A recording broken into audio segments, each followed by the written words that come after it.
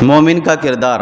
قال رسول اللہ صلی اللہ علیہ وسلم عجبت من قضاء اللہ عز وجل للمؤمن ان اصابہ خیر حمد ربہ وشکر وان اصابته مصیبۃ حمد ربہ وصبر المؤمن یؤجر فی کل شیء حتی فی اللقمہ یرفعها الی فی امرأتہ۔ رسول اللہ صلی اللہ علیہ وسلم نے فرمایا، مومن کے متعلق اللہ کے فیصلے پر میں تعجب کرتا ہوں۔ وہ بھلائی پانے پر اللہ کی تعریف کرتا ہے اور اس کا شکر بجا لاتا ہے، اور مصیبت پہنچنے پر اپنے رب کی تعریف کرتا ہے اور صبر کرتا ہے، گھبراتا نہیں ہے۔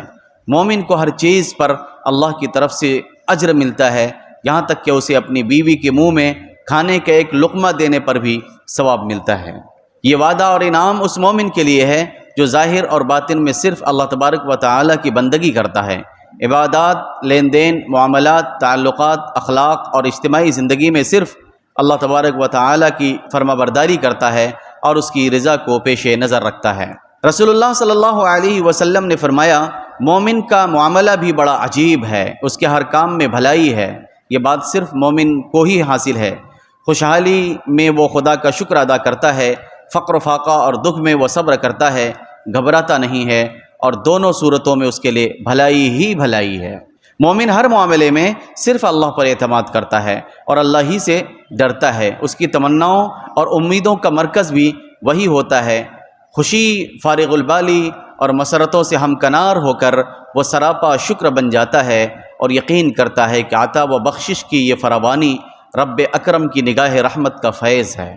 پھر وہ ان نعمتوں پر اتراتا نہیں بلکہ ان سے فائدہ اٹھاتے اور برتتے ہوئے وہ سب سے زیادہ اس بات کی کوشش کرتا ہے کہ ان نعمتوں کا بخشنے والا آقا اس سے ناراض نہ ہو جائے۔ جان و مال کے نقصان اور مصیبتوں کی آندھی اسے بدحواس نہیں کرتی، کسی آفت پر وہ گھبرا نہیں اٹھتا، بلکہ آزمائش کے ہر مرحلے میں نہایت ثابت قدم رہتا ہے۔ وہ حق و انصاف کے مسلک پر بڑی جرأت کے ساتھ جم جاتا ہے۔ باطل کی کوئی الغار اور طاغوت کی کوئی دھمکی اس کے ایمان کو نہیں دبا سکتی۔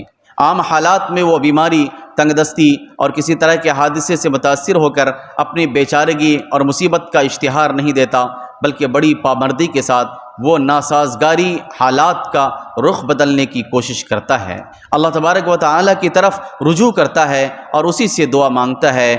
اس طرح بھلائی پر شکر کرنے سے وہ اجر پاتا ہے اور مصیبت میں صبر کرنے پر بھی وہ اجر پاتا ہے۔